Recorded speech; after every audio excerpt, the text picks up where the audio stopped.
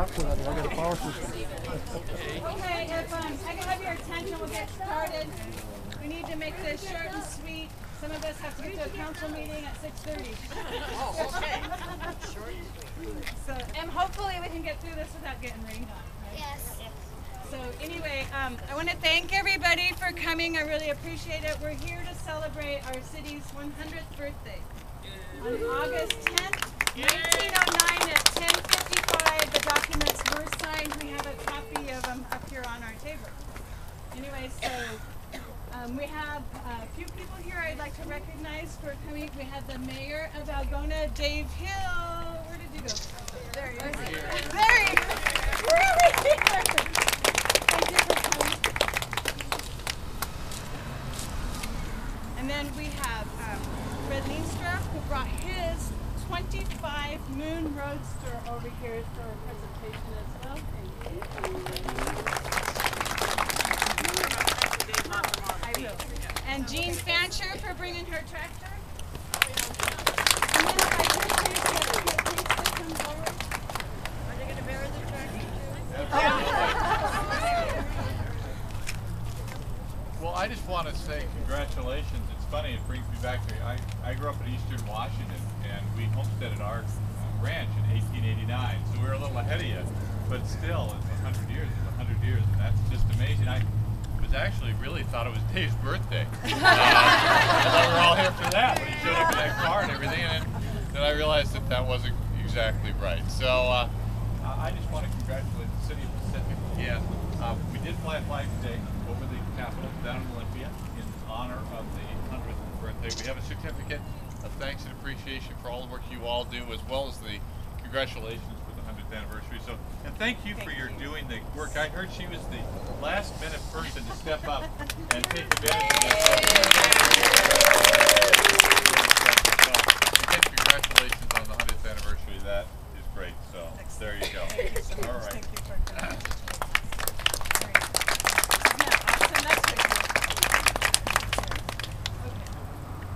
Thank you. So, and then moving on, we have some ceremonies that we want to get through, and it's going to take a couple of minutes for different items that I'd like people to participate in, so I'm going to kind of move along here. So, the other thing that we want to do is the park dedication. What we have done is the park was donated to the city several years ago, and I tried to find the year and I couldn't find exactly when it took place, to be used as a community park.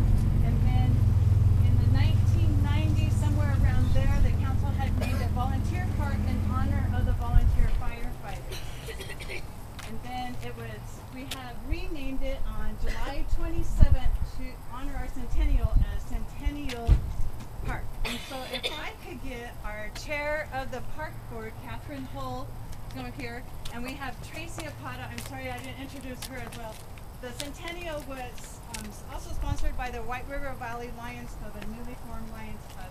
And Tracy Apata is the president of that club. So if I could get Tracy Apata and Catherine Hull to come forward and do the ribbon cutting celebrating our park dedication. Oh, thank you.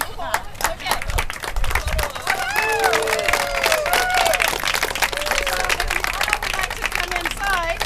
And please watch your step. Please watch your step right here.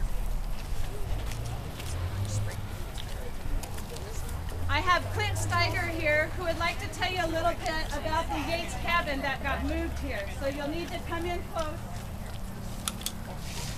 We should have had a microphone.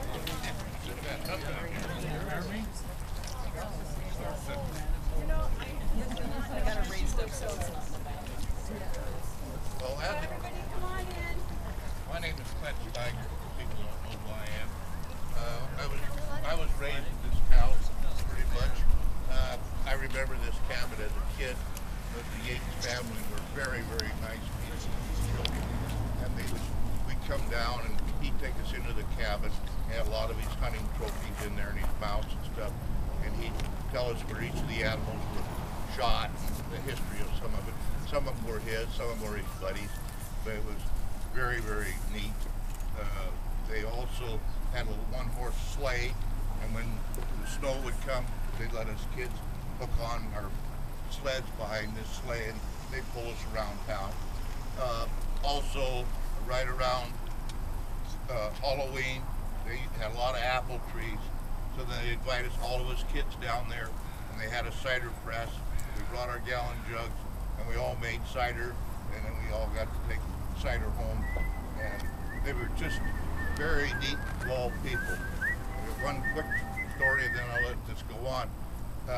He had a problem with somebody living in the south end cutting the corner all the time.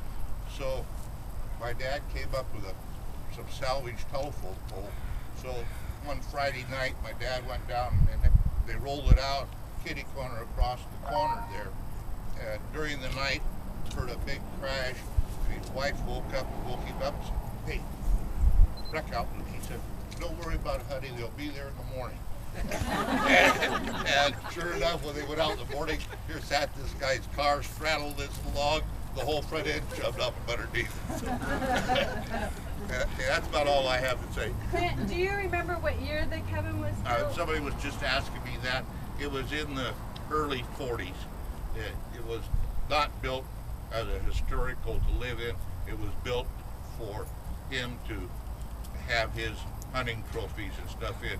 And I hear rumors that his friends used to come down and they'd play cards, whatever. Because their house at that time was very small. It's not as big as it is now.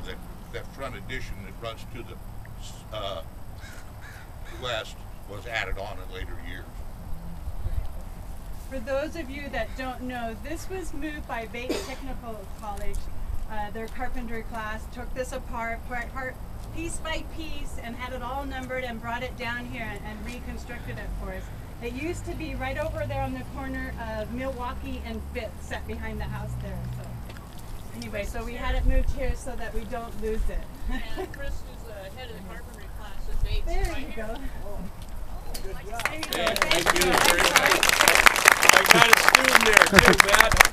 Thank you, Matt. Nice job. Thank you. Yeah, it's a pretty interesting project. Good job. Would you like to tell a little bit about the reconstruction of it? Sure. Well, one thing that was kind of interesting is it never sat on a concrete foundation. It was just originally down, sitting on the earth there. The first layer of logs actually was pretty unusable, so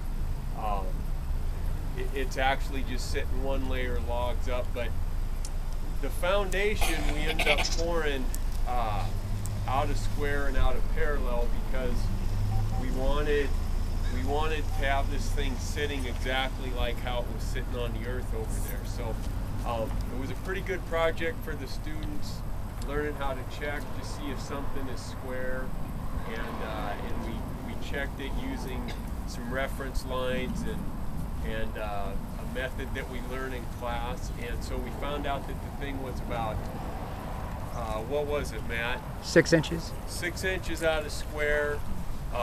Two sides were parallel and two sides were about 3 inches out of square. So it's 6 inches out of square one way, 3 inches out of the other. And we poured that exactly like how it was sitting. If that makes any sense, but but it's, you know, overall it's in pretty good shape, and it's been a great project. We appreciate, you know, being able to do this and do some real hands-on stuff, and a little different than a house, but I think the students have enjoyed it for the most part. Are all those nails going to be hidden someday? Or are they Yeah. going to stay in? Yeah, if you look, we're pretty much doing everything. Everything is practically all original. The nails that she's talking about that are exposed in between the log joints, if you look, yeah, kind of on the front there, on the around the side, that's just mortar. That's originally what was used to seal the logs, and those nails just act as kind of a binder to help hold that mortar in there. Are they square beds? No, they're like a 6 penny, just kind of a common Big roughing nail. nail. Yeah, some kind of a mix of different stuff, but Whatever you had, that's what you used. yeah. And then there's some big nails where the logs overlap.